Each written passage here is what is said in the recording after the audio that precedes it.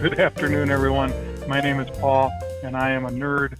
And you, yes, you, are lucky enough to be here in the live studio audience for the August 2016 Worldox Virtual User Group meeting. Try saying that all in one breath. I can't do it. Mary Jo certainly is excited. I sure hope you are too. Today we are talking about, it's all about expressing yourself today. How to change your fonts that appear in the Worldox lists and places, also other places. How to change the colors. How to change the button bar. How to add things, remove things. How to make Worldox look the way you want it to look. Mary Jo is going to talk about fonts and colors. I am going to talk about button bar. Without further ado, I will press all of the magic buttons, not just one of them, not just two of them, all 17 of them, and get us to where we are in Worldox so that Mary Jo can start by talking about fonts and colors. Okay, the fun stuff. So it comes out of the box pretty basic when you have Worldox. We have changed our bookmark bar to have a yellow background. I tend to do that at client sites just so that the bookmarks stand out there.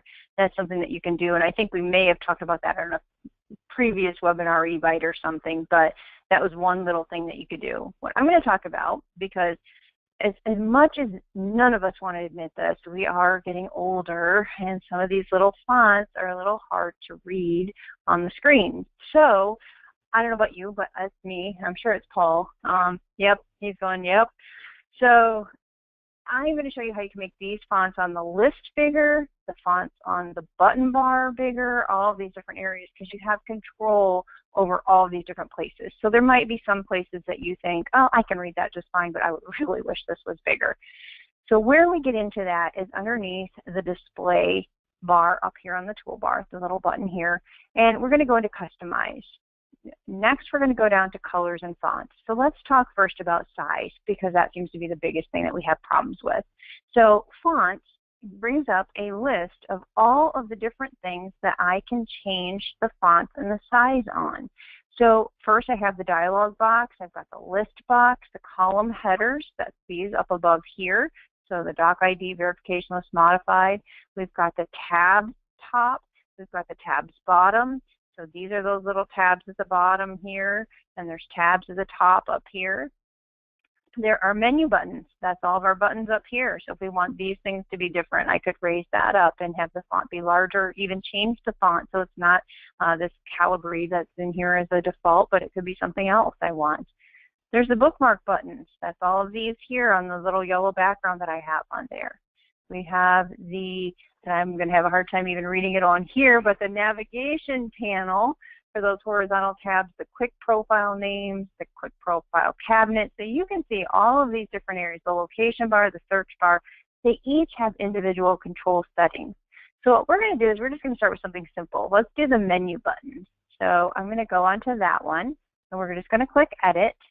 That brings up the list so I can change the font to whatever I want. Let's say that I want to just make this be Arial. I'll change it to that. And let's say I want it to be 11 instead of 9. That might be a little large because remember we've only got a certain amount of real estate up here, but let's see how that looks. And I can also change the color of the font up there. So if I didn't want it to be black, I wanted it to be red or green. I could change that as well. We can underline things. You can do bold. Here's the other thing that's a good thing. If you need to bold something, we could do that. And it will give you an example of what that text will look like. Narrow bold, yeah. Well, no bold it. All right, so let's say okay. And so this is the next thing. If you're a manager or an administrator in Worldox, you have this box here that you can say, set this just for me or set it for everyone. Now my suggestion would be to set it only for you if you have that, because you might, change it for people that really don't want you to change it. So I'm going to say okay on that. And now I have all of my buttons up there. Did you see how much they got bigger and bolder? And I can read those so much easier now. Isn't that cool? This is Paul's. I know, this is Paul's. I'm going to say he's going to really like this. So we'll leave it. So all of these different areas you can do. Let's go to the bookmark buttons. Those are pretty small as well. So let's change that one to also be that Arial bold. And maybe I don't want these to be quite as big as my menu bars at the top, but I do want these to be a little bit bigger than what they are now. So I'm going to still pick Arial. I'll pick the narrow bold, but I'm just going to make those 10. Oops, I missed my mouse moved there. There it is. Okay, let's try that. And again, only for me. I'm going to say okay. And now those are nice and bold and bright and easy to read as well.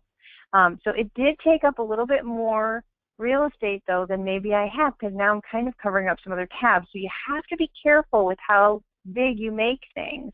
So I'm going to maybe just bold them and leave them at 9 and see how that looks. And you know, it still looks like it's covering a little bit. So you have to kind of just watch that. And when you're changing things, make sure you're changing other things to make it so that it's viewable. So the Arial narrow just might not, or the bold might not have, might not work with that particular line there. So I'm going to go ahead and take that bold off and just make it just regular narrow. And we'll try that. See how that looks. So still cover up. I don't know what I did, but we'll take it back. We'll undo it. We can undo all these. Undo that, customize that font for the bookmark buttons. We'll put it back. So maybe it's something else that I've covered up there, because now maybe I've bumped down this on the top and it's now bumped over too much. But yeah, so anyway. Yeah, let's do that. Let's just bold those. So you can see you've got so many different things that you can do just in this little bit here. So I'm going to take this back to 9, and we'll just leave it bolded. Even that just can make all the difference just by bolding it. There we go. Yeah, I just had too big of a font. It was pushing it down over the top of my email, my search button, and I don't want to do that. So you want to be careful with what you're doing and changing, that you're not covering up something else. So just watch that. But so all of these different things here you can change and modify to make things easier for you to look at. So play with this a little bit. You can change all of these different things. This little list view here is also changeable, so you can do that. And then once you get everything at the font and the size that you want, you can close that. The other part that I want to show you is if I display, customize, I'm going to go into the font, or the colors, I'm sorry, because now all of these other areas here, you can put a color behind. So I told you we had added the yellow bar behind the bookmark button. And I'm going to try to see if I can find my bookmark button there. There it is right here, my bookmark button bar. And when I edited that, you can see I changed it to have this nice yellow color behind it. You can pick and just click on a color and it gives you this, or even if it's blank, you can click on that line and you have the whole rainbow here of colors that you can change it to. So if I wanted a different color yellow, a little different shade, I could choose that and make that the color of the bookmark bar behind there. Just depends on what I want to do. I could make it red, I can make it blue, green, whatever you want there to give you some kind of a highlight. So we'll just apply that. And again, I kept it yellow, but I could do the same thing with the button tabs. Let's do something that we can see right off the bat. Let's do the top tab for the selected ones. I believe that would be what I want. Let's try this one. So see how it's usually blank? If I just click on that, I can pick a custom color. I'll just do this little light blue. Say OK. We'll say OK here. And now my little bar back here now has that little light blue back there for that all. So that's the selected one that I was on. See how I had top tab selected? If I had had the search bar selected back here and I clicked on that, that would then also be, it's whichever one is on. Yes, I'm sorry. Whichever one you are on right now, that will be blue. If I close this and I switch to the search, that one is blue. There you go. I had that backwards. So now I'm on the email, whatever I'm on, it turns blue, so I know what tab I'm on. So that's helpful too. I mean, if you're going through screens and you're looking at all these tabs and you're trying to remember back to where you want to be when you open those, that's helpful to do. So again, all of these different things for you to customize with colors or with fonts to make things easier to find. All of these different areas have their own individual settings, so you don't have to make everything colored. You can just make certain things colored. It really helps navigate a little bit easier and more efficiently. Paul? Awesome. That's great.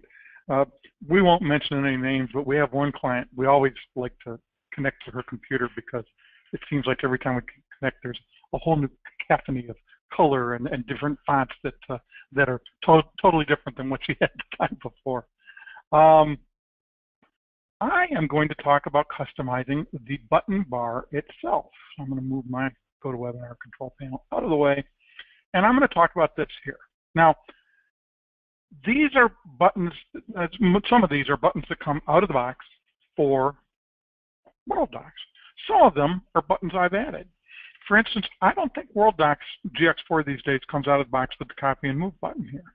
You know, that at the last install I did, those had to be added for users.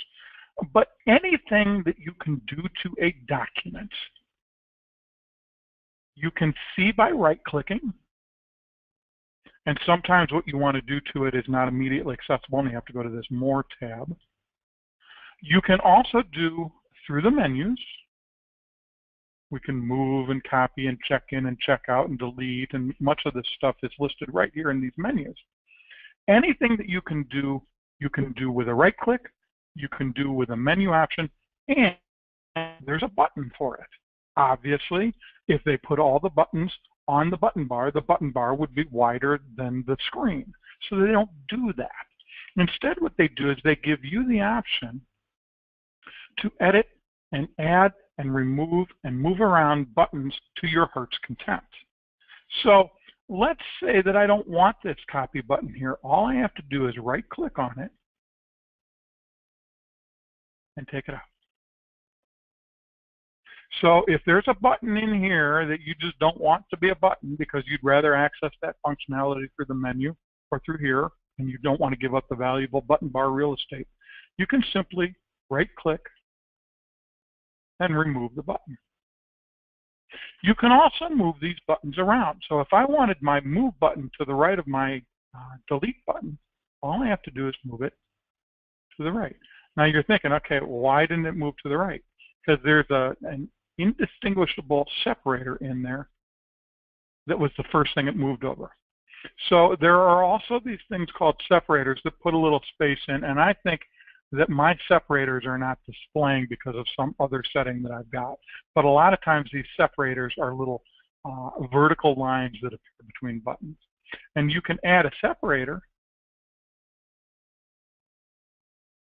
right there. See how that put a separator in but didn't actually put the vertical line in? I think that's a problem that I'm having with my screen. Maybe my separators are colored white, and so that's something to be aware of.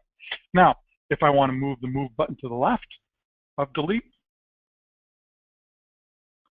don't be confused with the fact that it is the move button and the thing that we're doing is moving the move button.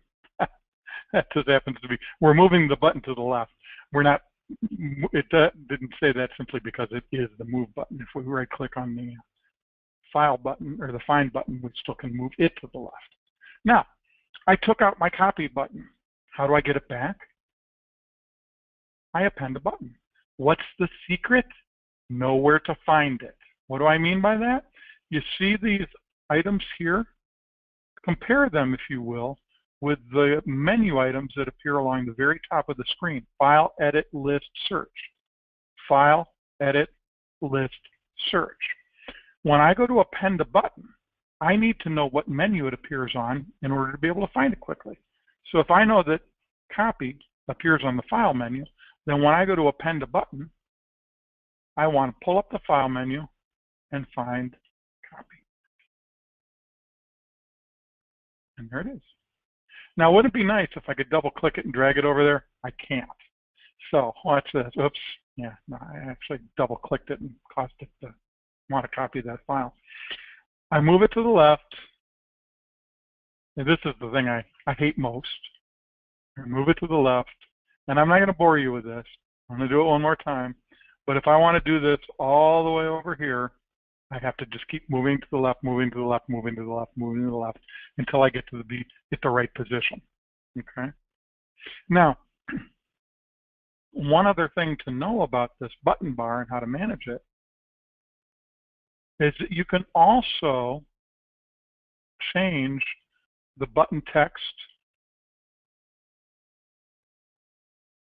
and icon and font. Now the text and font, Mary Jo also showed you, you can go in through display and get to the text and font that way. But I can also change the icon. And sometimes people don't like the icons that are there. They find something on this list that is more meaningful to them. So if I wanted categories to be this button here, all I have to do is say, bam, and now categories looks like that. Now here's the kicker. How do I get it back to the way it was? How do I remember what it was? Well, one of the options is when you go to change icon is to restore the default. Because I would never remember what it was before, and now it's at the default. So I can right click on an icon. I can go to change button and icon, and I can choose from the 5 pages of icons. Look, all the country's flags. Well, that alone is going to take up a lot of space. Some weird stuff. There's this guy. This is remember Clippy from Microsoft Word? This is his retirement gig. He's now an icon in Worldox. Okay. When I retire, I want to be a greeter at Walmart. When Clippy retired, he became an icon in Worldox. Okay. So there are a lot of different things you can change it to. Don't get too carried away, because if you change all your icons to be something different and then somebody else has to sit at your desk, that probably will create a problem. But for those who like to express their individuality, it's kind of cool to change your icons around on your button bar. So that's it. How to add buttons, how to remove buttons, how to move them right and left, how to add those separators, even though you can't see them on my screen, but they can be helpful. If we had a line between move and to the right of delete, and then we had a copy in the middle, those would be the 3 buttons that we're moving, copying, and deleting, have to do with moving or deleting documents. And so it's kind of nice to have separators around them. That's all I got. And so now we move on to next month's topics, and I kind of gave up one. Categories and multiples, and Mary Jo is going to cover that. If you've worked with categories, which are ways to tag documents with certain tags, if you will, or categories, then you know that there are tricks, and maybe you don't know what the tricks are, but you know that there are tricks to tagging multiple documents at the same time, or adding one and then having it apply to multiple documents at the same time. Mary Jo is going to kind of clear up some of the confusion with the latest release GX4 in what you can and cannot do in working with multiples and categories.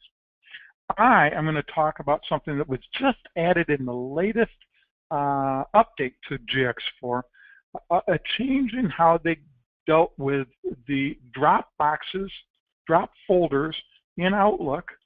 I have some over here, and these folders are created automatically. I'm going to talk about how they've changed the naming conventions and how it has literally changed my life in how I drop emails into those frequently used matters.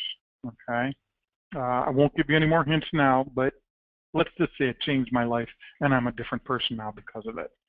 Okay, it wouldn't be, of course, a complete visit to a Worldox virtual user group meeting without us taking you to the website, attorneycomputersystems.com, with an emphasis on that last S in the word systems, and explaining that if you click on videos or hover over videos, you will find all of our live events, 3 virtual user group meetings, 1 for tabs, 1 for Practice Master, 1 for Worldox, plus my monthly Coffee Pot webinars. Those are our 4 live events, and we also, I'll talk about them in a minute, we also have 2 pre-recorded event titles, the eBytes video series and the Paul and Mary Jo show. But if you click on a live event, like the Worldox virtual user group meeting, you will get to a page where you can register for the next event. This is currently set to register for today's event, but in about half an hour that'll change.